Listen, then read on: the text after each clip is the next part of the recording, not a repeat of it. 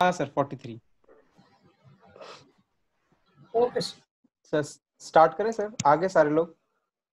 जी sir, काफी लोग हैं, आप स्टार्ट कर सकते हैं।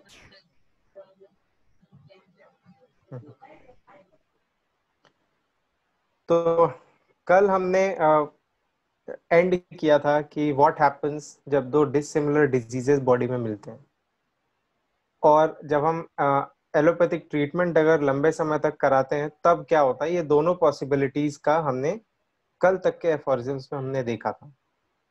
अब बात आती है कि अगर इसी जगह पे डिसिमिलर के बजाय अगर सिमिलर डिजीज अगर मिलते हैं बॉडी में, तब क्या होता है, तब किस तरह की संभावनाएं बनती हैं, तब किस तरह के पॉसिबिलिटीज तैयार होती हैं। तो उसका बिगिनिंग आता है एफोरिज्म 43 से।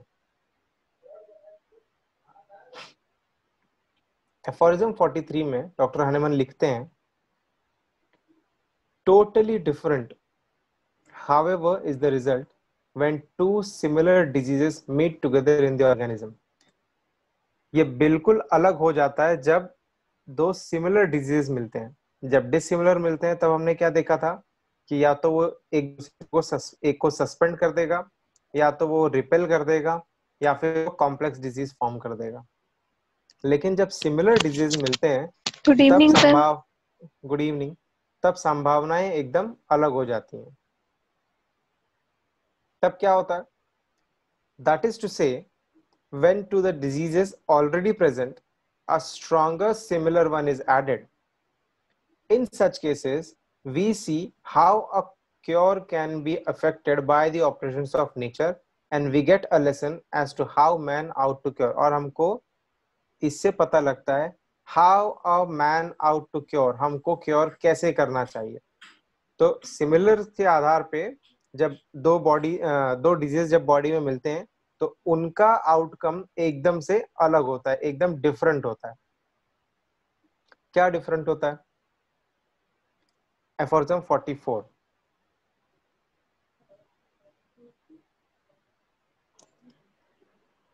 एफोरिज्म 44 से स्लाइड नंबर 134।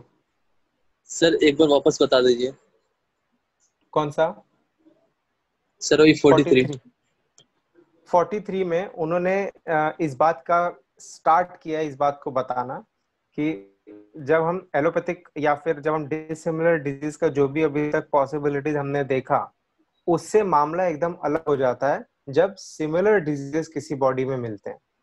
ठीक है, और इनके थ्रू जब दो सिमिलर डिजीज बॉडी में मिलते हैं तब उनके बॉडी में जो भी फिनोमेना होता है, जिस तरीके से भी उनके अंदर एक्शंस चलता है, उससे हमको ये भी पता लगता है कि हमको अगर मेडिसिन के थ्रू अगर किसी को क्योर करना है तो कौन से प्रिंसिपल करना होगा और किस तरीके से हमको मेडिसिन के आधार पे उस डिजीज को क्योर करना होगा। तो इस 43 में इन्होंने बस इतना ही बताया। आगे बढ़े। Hello sir. हाँ जी। Yes sir. सर प्लीज एक बार और समझा दीजिए। कौन सा 43? वाला। जी सर, डिस्कनेक्ट हो रहा था। अच्छा, तो 43 में वो कह रहे हैं, हेलो। जी सर। हाँ, 43 में वो कह रहे हैं कि जैसे हमने अभी तक देखा कि डिसिमिलर डिजीजेस जब बॉडी में मिलते हैं तो या तो वो उसको रिपेल कर देता है, या तो वो उसको कॉम्प्लिकेट कर देता है, या फिर वो उसको सस्पेंड कर देता है ना। तो लेकिन जब सिमिलर डिजीज मिलते हैं तब मामला एकदम अलग होता है।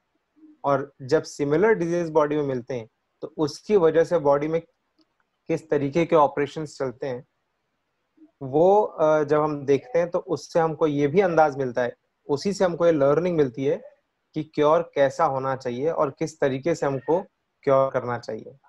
समझ में आया? अभी जी आगे सर। बढ़ेंगे, अभी तो पॉसिबिलिटीज कुछ आए नहीं। Okay sir. अब आते हैं 44th एफोरिज्म पर। इसमें कहते हैं, similar diseases can neither repel one another. जैसा कि हमने फर्स्ट पॉसिबिलिटी में देखा था जब डिसिमिलर डिजीज मिल रहे थे, similar diseases can neither as is asserted of dissimilar diseases in possibility number 1 can neither repel one another nor suspend one another.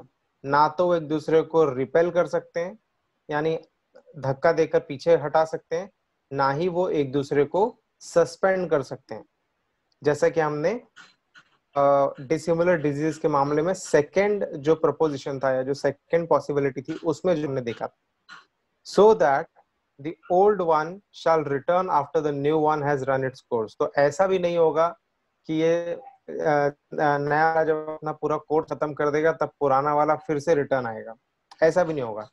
And just as little can similar disease exist besides each other, और ऐसा भी नहीं होगा कि दो similar diseases एक साथ किसी बॉडी में रहकर उसको कॉम्प्लिकेट कर सके। And just as little can two similar diseases exist beside each other in the same organism, जैसा कि हमने थर्ड पॉसिबिलिटी देखा था जब वो डिसिमिलर डिजीज था। ठीक है, तो they can not form a double complex disease. इसमें कोई डाउट है?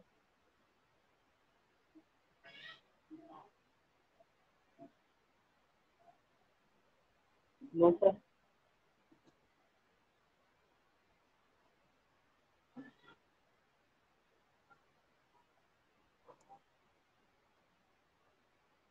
इन दोनों एफोरिज्म्स को अगर आप कोरिलेट करके देखते हैं, एफोरिज्म नंबर 43 और 44, तो उन दोनों में वो सिर्फ इतना बता रहे हैं कि जब हमने अब तक हमने डिसिमिलर डिजीज को देखा 42 तक, अब जब हम सिमिलर डिजीज को इसी तरीके से ऑब्जर्व करते हैं तब हमको पता लगता है कि कैसे क्योर होना चाहिए, और जब सिमिलर डिजीज मिलते हैं तब क्या पॉसिबिलिटीज आते हैं, और उन पॉसिबिलिटीज को ये 44 में हिंट देते हैं कि जैसा हमने डिसिमिलर में देखा था, हमने डिसिमिलर डिजीज जब मिलते हैं तो हमने 3 पॉसिबिलिटीज देखी थी कि वो या तो एक दूसरे को रिपेल कर देते हैं, पहली पॉसिबिलिटी, लेकिन ऐसा सिमिलर डिजीज के साथ नहीं होता।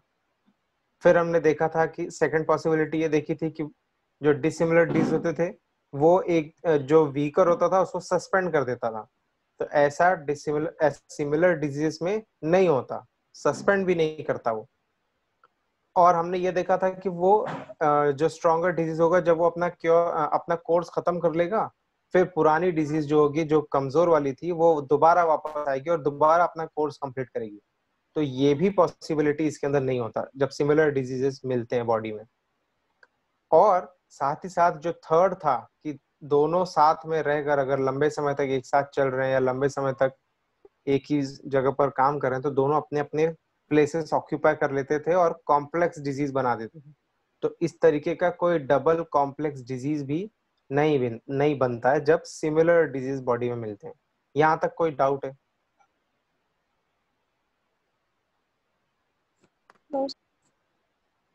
जी जी बताइए।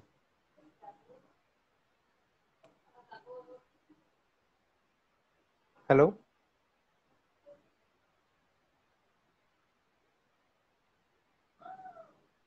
हेलो हेलो हाँ जी।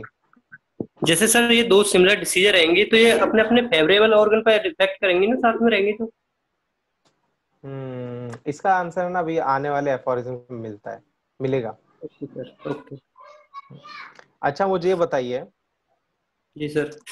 प्रीतम नाम है ना आपका? जी सर। अगर दोनों सिमिलर हैं यानी दोनों में समानताएं हैं तो दोनों का जो फेवरेबल ऑर्गन होगा वो भी तो सेम ही होगा ना? नहीं तो सर कुछ कंडीशन थ्योरी लग जाएगा ना वो तो। हाँ, दोनों एक चाबी होती है, समझो एक ताला है हमारे पास, सपोज करिए एक ताला है हमारे पास जो कि गोदरेज का है, ओरिजिनल चाबी है और हमने उसकी एक डुप्लीकेट चाबी बनवाई है, तो क्या वो डुप्लीकेट चाबी हर किसी ताले में लग जाएगी या सिर्फ उसी गोदरेज वाले में लगेगी जिसका वो डुप्लीकेट होगा? सर जो जिसकी वो डुप्लीकेट चाबी है उसी में लगेगी। उसी में लगेगी।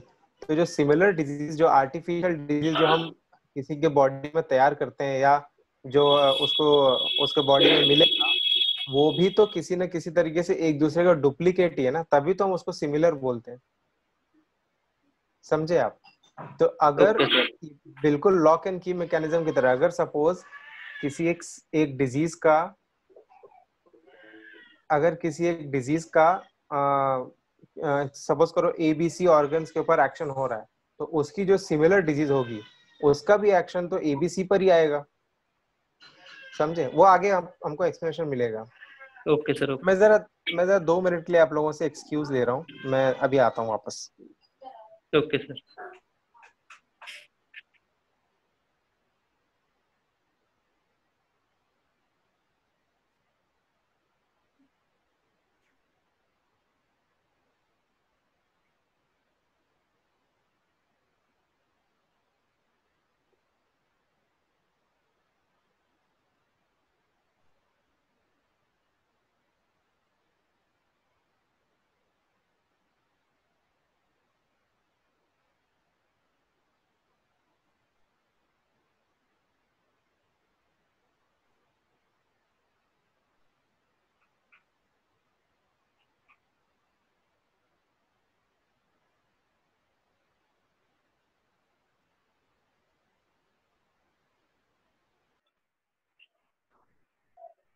आवाज आ रही है आप लोगों को? हेलो। जी आ रही है। ठीक है। हाँ सर, आ रही है सर। अपने अपने पे कर दिया रजिस्ट्रेशन के लिए? कोई रह तो नहीं गया? पर मत करना, क्लास मिस हो जाएगी उसकी। जूम पे नहीं होगी यार। कर दी है हाँ, जिसका रह गया। सर जी personal, hello sir, personal number पे करना है ना? हाँ, पर्सनल नंबर पे, जिस नंबर से आपने ऐप को डाउनलोड किया उसी नंबर से करना है। हाँ सर, आपके नंबर पे कर दिया है, पर्सनल नंबर पे। यस सर, कर दिया है हमने भी। जिस किसी का भी रह गया हो वो मत करना, उसमें खुलेगा ही नहीं वो आप वहाँ पे। ठीक है, वो साइड वाला होने वाला है। Hello hello hello. हाँ जी। हेलो सर, जैसे आपने हाँ। अभी एग्जांपल दिया था हम्म कि जैसे गोदरेज वाला, तो क्या सर हम्म। जैसे गोदरेज कंपनी का जो सिमिलर लॉक होता है दूसरा भी लॉक होगा, तो क्या उसी चाबी से सारे लॉक तो नहीं खुलेंगे उसके? उसी चाबी से क्यों खोलेंगे? कैसे खोलेंगे? हाँ, तो है तो वो सिमिलर ही ना लॉक। लॉक सिमिलर होगा, लेकिन उसके जो क्या बोलते हैं अंदर, अरे वो अंदर जो उसके चाबी के अंदर जो सिस्टम होता है, हर लॉक का सेम नहीं होता, सबका डिफरेंट होता है। नंबर रहता भले है आप सर। 2 ताला ले आइए, लेकिन उसका एक चाबी हर जगह नहीं लगेगा। उसकी जो आप डुप्लीकेट बनाएंगे वही लगता है। कंपनी सेम होने से कुछ नहीं होता, समझे आप?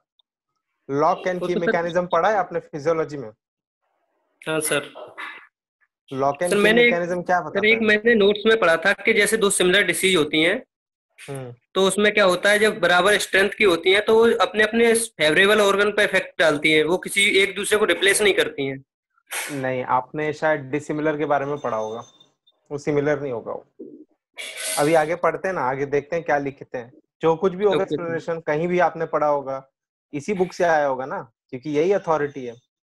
देखते हैं अगर ओके इस सर। पे वो लिखा तो होगा तो आगे आ जाएगा। ठीक है सर। ओके। हम्म।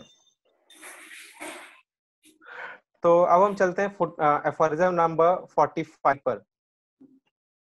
45 में डॉक्टर हनीमन इसी बात को अपनी आगे बढ़ाते हैं कि कैसे होता है ये, है ना? जब दो सिमिलर डिजीज मिलते हैं तो क्या फिनोमेना होता है?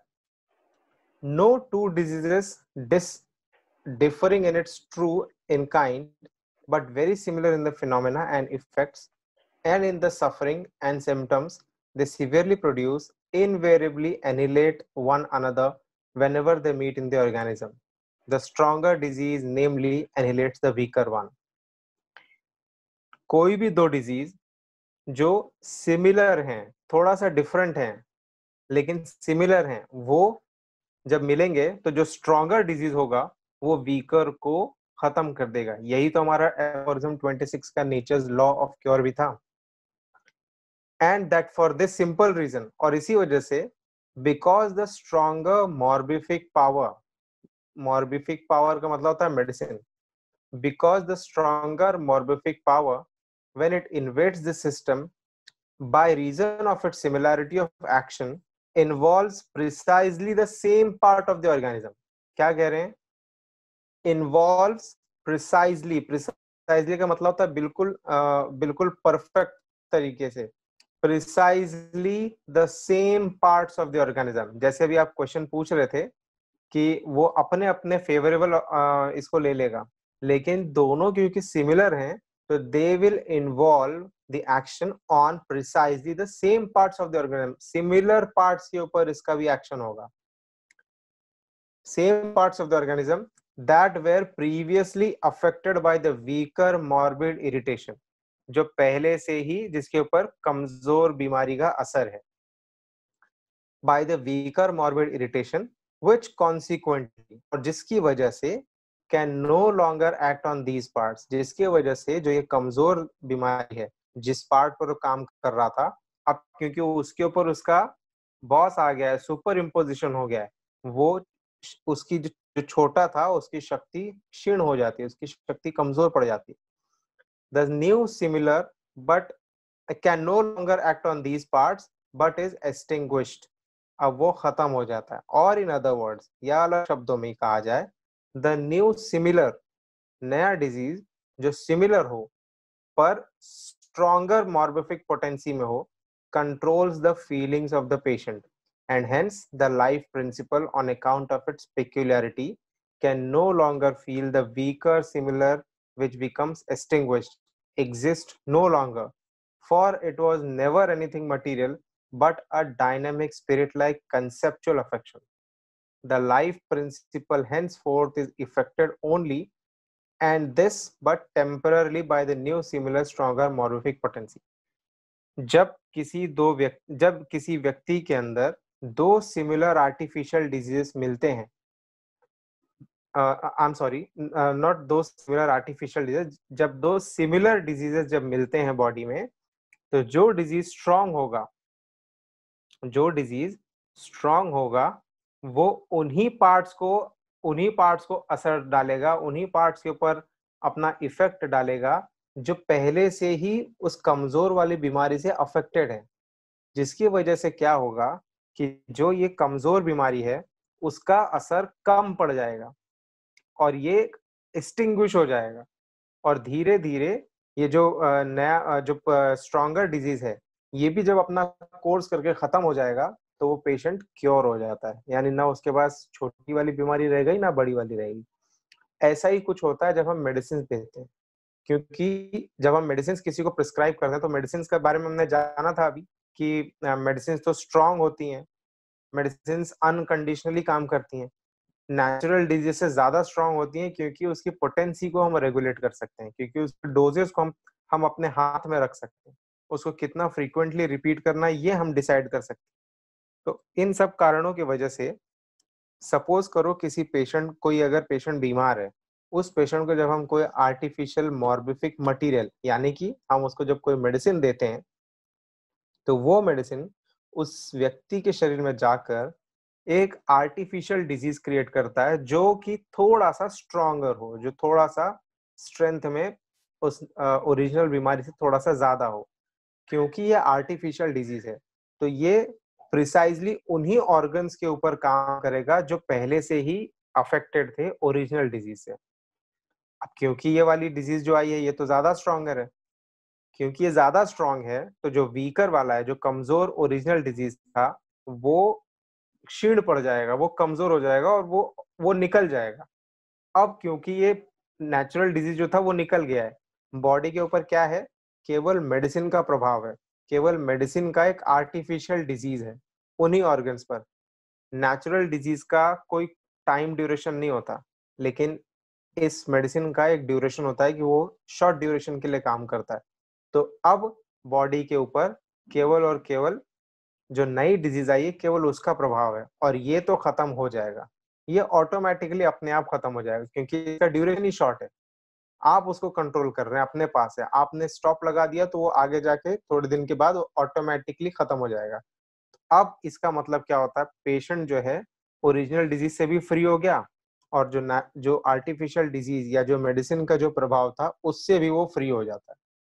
अल्टीमेटली क्योर इफेक्ट हो जाता है। कोई डाउट है इस एफोरिज्म में? सर जी। सर मुझे नहीं समझ में आया इसमें दोनों सिमिलर डिसीज है तो इसमें जो हमने मेडिसिन दी है तो सर आर्टिफिशियल स्ट्रॉन्गर बनाएगा, सिमिलर है सर, वो दोनों के लिए एक ही मेडिसिन प्रेस्क्राइब करेगा तो दोनों एक्ट मतलब एक ही जैसा करेगा ना सर? आपका सर मुझे सवाल नहीं समझ समझा नहीं मैं। आया सर, मैं भी कंफ्यूज हो गया हूँ सर, मुझे समझ नहीं आया। अच्छा, आप क्या पूछना चाहते हैं? आप बेझिझक पूछिए। किसी भी शब्द में पूछ सकते हैं, किसी भी भाषा में आप पूछ सकते हैं। अगर आपको लग रहा हो सिली क्वेश्चन है तो वो सिली क्वेश्चंस के हिसाब से ही आप पूछ सकते हैं। आप पूछिए बेझिझक। सर मुझे मेडिसिन का एक्शन मतलब नहीं समझ में आया। मैं दोबारा आपको बता देता हूँ। सपोज करो कोई व्यक्ति बीमार है, ठीक है। हम जब किसी व्यक्ति को ये मेडिसिन देते हैं, होम्योपैथिक मेडिसिन, तो एक्चुअली हम करते क्या है, क्या करते हैं? आपकी समझ से हम क्या करते हैं? सर सामने वाले टोटलिटी ऑफ सिम्टम लेंगे,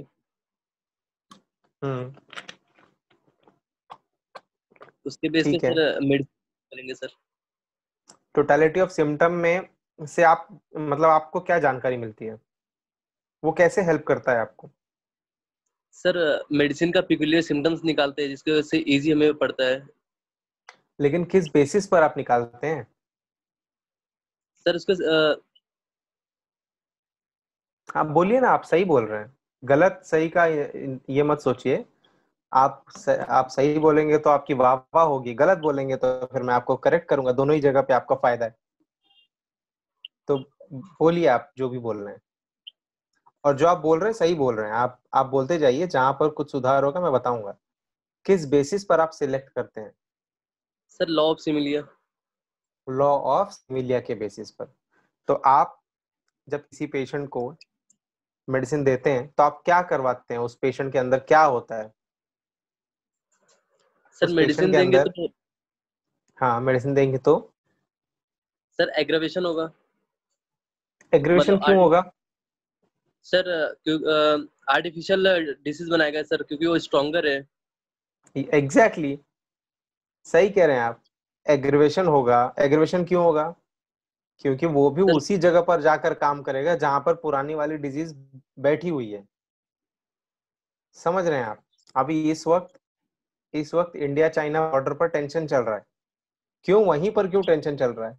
चाइना चाइना बॉर्डर पे टेंशन है, तो ये टेंशन इस तरफ कहीं पाकिस्तान बॉर्डर पर सिमिलर टेंशन क्यों नहीं दिखाई दे रही है? इस वक्त की बात कर रहा हूँ। क्यों नहीं दिखाई दे रही है? क्योंकि वहां पर प्रॉब्लम है, तो हमारी आर्मी भी वहीं जाकर उसको रेजिस्ट कर रही है। समझे आप? उनके ऊपर ओवर पावर होने की कोशिश कर रही है। और दोनों ही मिलिट्री पावर्स हैं। चाइना का भी मिलिट्री पावर है, इंडिया का भी मिलिट्री पावर है। ऐसा नहीं है कि वहां से कोई क्रिकेट टीम आएगी इंडियन मिलिट्री से लड़ने के लिए, या यहाँ की इंडियन क्रिकेट टीम या फुटबॉल टीम जाएगी वहां पे लड़ने के लिए। आर्मी से लड़ने के लिए आर्मी ही जाएगी। सेम वे, जब हम अभी हमारे बॉडी में जब हम किसी पेशेंट को मेडिसिन देते हैं तो एक्चुअली हम उसके बॉडी में एक आर्टिफिशियल डिजीज क्रिएट करते हैं। और इसी आर्टिफिशियल डिजीज क्रिएट करने में, है ना, इसी आर्टिफिशियल डिजीज को क्रिएट करने में होता क्या है कि ये जो मेडिसिन होगा, क्योंकि ये आर्टिफिशियल है और सिमिलर है तो ये जाएगा और उसी ऑर्गन्स के ऊपर, उसी टिश्यूज के ऊपर, उसी सेल्स के ऊपर जाकर अपना प्रभाव डालेगा, जहां पर पहले से ही एक ओरिजिनल नेचुरल डिजीज बैठा हुआ है। समझे आप? तभी तो ये होम्योपैथिक एग्रेवेशन होता है। आपने सुना है ना, होम्योपैथिक एग्रेवेशन होता है। सर तभी तो एग्रेवेशन होगा, क्योंकि जहां पर प्रॉब्लम है वहीं पर एक और प्रॉब्लम आएगी। इसीलिए होम्योपैथिक एग्रेवेशन होता है। इसका मतलब क्या है? होम्योपैथिक एग्रेवेशन का मतलब क्या है? जो पेशेंट के जो सर सिमिलर सिम्टम्स हैं वो बढ़ जाते हैं, है ना, वो सर इंटेंसिफाइड हो जाते हैं। जी। जी सर। सर क्वेश्चन अभी सर बता रहा हूँ। हाँ, तो मैं ये आपका जो ये डाउट है मैं इसको पहले क्लियर कर दूं। आपकी क्वेश्चन नोट डाउन कर लीजिए। मैं इसके बाद, इस क्लियरेंस के बाद वापस पूछिएगा ये। तो अब क्योंकि होम्योपैथिक एग्रेवेशन हुआ है ना, बॉडी मेडिसिन ने भी जाके उन्हीं ऑर्गन्स के ऊपर अपना असर डाला है। तो अब क्या होगा, अब जैसे ही जो वीक है, नेचर लॉ ऑफ क्योर याद करिए, जो वीकर डायनेमिक अफेक्शन है वो एक्सटिंग्विश हो जाएगा, वो निकल जाएगा। ठीक है, वो जब वो निकल जाएगा, तब वहां पर कौन बचा? मान लीजिए चाइना हट गई तो वहां पे कौन बचा बॉर्डर पे? वहां पर सिर्फ इंडियन इंडियन आर्मी बचे, सिर्फ इंडियन आर्मी बचेगी। इंडियन आर्मी का तो अपना टेरिटरी है ना। फिर वो धीरे धीरे फिर से उस बॉर्डर को, जैसे ही थोड़ा सा टेंशन खत्म होगा, अपनी अपनी आर्मी वापस अपने कैंप तक लौट आएगी। समझे आप? तो जैसे ही यहाँ पर ये एक्सटिंग्विश हो जाएगा, जो नेचुरल डिजीज है वो खत्म हो जाएगा, अब बॉडी के ऊपर केवल और केवल आर्टिफिशियल डिजीज का प्रभाव है। अब क्योंकि ये आर्टिफिशियल है, इसको कभी न कभी एंड होना ही है। आप जिस दिन उसका मेडिसिन बंद कर देंगे, उसके कुछ दिनों के बाद उसके वो जो स्थिति है वो कंट्रोल में आ जाएगी, वो अपने आप ही बंद हो जाएगा, ऑटोमेटिकली वहां वो निकल जाएगा। क्योंकि आप उसको ओवर पावर नहीं कर रहे हो, आप उसको और ज्यादा क्या कहते हैं उसको, रीइंफोर्समेंट नहीं दे रहे हैं। जब आप बार बार पोटेंसी देते हैं, जब आपने पोटेंसी देना बंद कर दिया, रिपीटेशन करना बंद कर दिया, आप सिर्फ पेशेंट को प्लेसिबो ही दे रहे हो, तो एक दिन आएगा जब उस मेडिसिन का एक्शन खत्म हो जाएगा। जब उसका एक्शन खत्म हो जाएगा तो पेशेंट ऑलरेडी जो है वो नेचुरल डिजीज से तो फ्री हो ही चुका है। अब जो बचा था आर्टिफिशियल, वो भी निकल गया। बचा क्या वहां पे? कुछ नहीं बचा, सिर्फ हेल्थ बचा। समझे आप? और एक आपने पूछा था कि होम्योपैथिक एग्रीवेशन होता है, मैं उसको भी, हालांकि ये बहुत बाद में आएगा कि होम्योपैथिक एग्रीवेशन क्यों होता है। होम्योपैथिक एग्रीवेशन तभी होता है जब आप अननेसेसरी रिपीटेशन करते हैं, अननेसेसरी बार बार फ्रीक्वेंट रिपीटेशन करते हैं, जहां पर उसकी आवश्यकता नहीं होती। क्योंकि आप बार बार रिपीट करते हैं, अननेसेसरी रिपीट करते हैं, तो वहां पर बार बार री जाता है। अब बार बार री जा रहा है, सेम ऑर्गन्स पे जा रहा है, जहाँ पे नेचुरल डिजीज भी है उसी पे आर्टिफिशियल डिजीज है।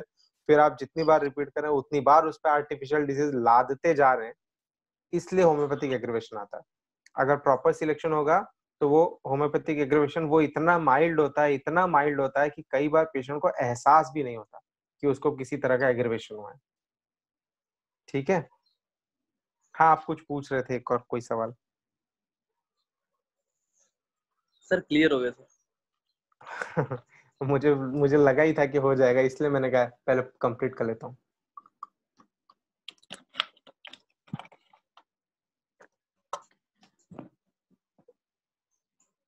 अब आते हैं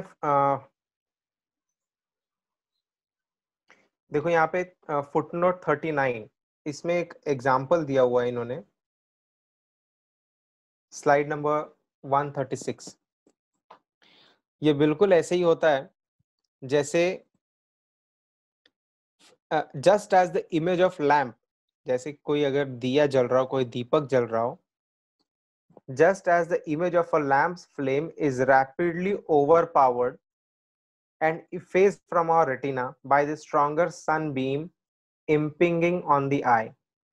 अगर कहीं सूरज की रोशनी आ रही हो, वहां पर अगर आप दिया रख दें या कोई लैंप रख दें, तो उसकी रोशनी का कहीं पता नहीं चलता, उसकी रोशनी उस बड़ी रोशनी में छुप जाती है। दोनों ही लाइट के सोर्सेस हैं, दोनों ही हमारे रेटिना पर काम करते हैं, लेकिन हम सूरज की रोशनी में उसकी रोशनी का एहसास नहीं कर पाते। हमको पता ही नहीं लगता कि वो दिया भी जल रहा है, कि जल रहा भी है या नहीं जल रहा है। दिया को छोड़ दीजिए, अगर हम बल्ब भी जला दें तो भी नहीं मालूम पड़ेगा। उसका सिंपल सा कारण है ना, क्योंकि सूरज की जो भी रोशनी आ रही है, उसका पावर या उसका जो स्ट्रेंथ है वो इतना ज्यादा है कि ये छोटे से बल्ब या छोटे से लैंप का जो वहां से जो सोर्स ऑफ एनर्जी आ रही है उसको वो कंप्लीटली ओवर पावर कर देता है। नेक्स्ट आते हैं एफोरिज्म नंबर 46 में। अब इस एफोरिज्म 46 में इन्होंने बहुत सारे एग्जाम्पल्स दिए हैं, जैसे कि इन्होंने पहले एग्जाम्पल्स दिए थे कि कैसे सिमिलर डिजीज जब मिलते हैं तो उसके अलग अलग तरीके के इन्होंने एग्जाम्पल्स कोट डाउन किए थे ताकि वो अपनी बात को साबित कर सकें। बिल्कुल वैसे ही यहाँ पर उन्होंने सिमिलर्स के बेसिस पे जो भी उन्होंने ऑब्जर्व किया है एपिडेमिक्स में, डिजीजेस में, उनके क्लिनिकल प्रैक्टिस में, इन सब को उन्होंने यहाँ पर एफोरिज्म 46 में उन्होंने हमको बताया है और अपनी बात को साबित करने का प्रयास किया है कि कैसे सिमिलर्स के थ्रू, कैसे सिमिलर्स के बेसिस पर नेचर में क्योर पॉसिबल है। तो 46 में डॉक्टर हनीमैन लिखते हैं, many examples might be adduced of disease which in the course of nature have been homeopathically cured by other diseases presenting similar symptoms। तो ये बता रहे हैं कि नेचर में भी ऐसा देखा गया है कि बहुत सारे ऐसे डिजीज जो सिमिलर हैं, जो होम्योपैथिक हैं एक दूसरे को, जब वो आपस में मिलते हैं तो कैसे वो एक दूसरे को क्योर कर देते हैं। have been homeopathically cured by other diseases presenting similar symptoms, were it not necessary, as our object is to speak about something determinate and indubitable, to confine our attention solely to these diseases, which are invariably the same, arise from a fixed miasm, and hence merit a distinct name। अब इसमें ये कह रहे हैं कि ऐसे diseases बहुत कम हैं जो ऐसे सिमिलर हों और ज्यादा थोड़ा सा सुपीरियर स्ट्रेंथ में हों। ऐसे डिजीज कम हैं, लेकिन फिर भी उनका जो सोर्स है वो कोई ना कोई माइजम होता है, और इस वजह से हमको इस पर अटेंशन देना चाहिए, इस पर ध्यान देना चाहिए। Were it not necessary, as our object is to speak about something determinate and indubitable, to confine our attention solely to those few diseases which are invariably the same, arise from a fixed miasm, and hence merit a distinct name। Among these, जबकि ये बात कर रहे हैं doctor Hahnemann, उस वक्त small pox बहुत ही गंदी और बहुत ही गंभीर बीमारी के रूप में जाना जाता था स्मॉल पॉक्स। अगर हम अपने ग्रैंड पेरेंट्स से पूछेंगे तो वो लोग बताते हैं कि बड़ी चेचक हुआ करती थी, जिसको अगर किसी को हो जाए तो उसमें मैक्सिमम पेशेंट्स की डेथ हो जाया करती थी। Among these, आजकल ये स्मॉल पॉक्स कंप्लीटली इरेडिकेटेड है। Among these, the smallpox, so dreaded on account of the great number of its serious symptoms, occupies a prominent position, and it has removed and cured a number of maladies with similar symptoms।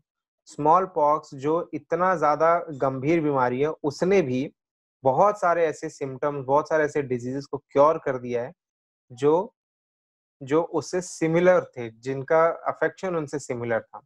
वो कौन कौन से थे, अब आगे वो examples में coat करते हैं। How frequently does small pox 138 ले लीजिए। How frequently does small pox produce violent ophthalmia. उस वक्त ये देखा गया था कि स्मॉल पॉक्स का एक कॉम्प्लिकेशन होता था ऑप्थेल्मिया, यानी आंखों के ऊपर इन्फ्लेमेशन हो जाता था। How frequently does small pox produce violent ophthalmia, sometimes even causing blindness. इतना गंभीर होता था वो ऑप्थेल्मिया स्मॉल पॉक्स की वजह से कि आंखें तक चली जाती थी, आदमी अंधा तक हो जाता था, ब्लाइंड हो जाता था। एंड सी, लेकिन उसी जगह पे और भी कुछ देखिए, वो क्या है। सी बाय इट्स इनोकुलेशन डेजर्टॉक्स cured a chronic ophthalmia permanently and Leroy another, ये दोनों डॉक्टर्स हैं, इन लोगों ने chronic ophthalmia को ट्रीट किया है with the help of smallpox। An amaurosis of 2 years duration, an amaurosis of 2 years duration consequent on suppressed scald head was perfectly cured by it। amaurosis भी एक तरीके का डिजीज है जो स्मॉल पॉक्स की वजह से ठीक हो गया, अकॉर्डिंग टू क्लेन भी एक डॉक्टर हैं। How often does smallpox cause deafness and dyspnoea. Smallpox deafness और सांस फूलना, डिस्निया का मतलब होता है सांस फूलना, रेस्पिरेटरी डिफिकल्टी, ये क्रिएट करता था। And both these chronic diseases it removed on reaching it's Acme. जब भी ये किसी ऐसे व्यक्ति को आया जिसको डिस्निया और डेफनेस है, तो स्मॉल पॉक्स ने उसको क्योर भी किया हुआ है। नेक्स्ट 139 ले लीजिए। Swelling of the testicle, even of a very severe character, is a frequent symptom of smallpox, and on this account it was enabled as Glenn observed to cure by a virtue of similarity। Testicles में swelling, ये भी small pox का एक बहुत frequent symptom था, और जिनके testicles में स्वेलिंग थी उसमें ये क्योर करता है। इस तरीके के भी ऑब्जर्वेशन देखे गए। By virtue of similarity, a large hard swelling of the left testicle, consequently on a bruise. And another observer, sir वापस से कनेक्ट कर लीजिए, टाइम हो गया। शायद 5 मिनट होगा सर अभी, नहीं? ठीक है सर, कनेक्ट करते हैं।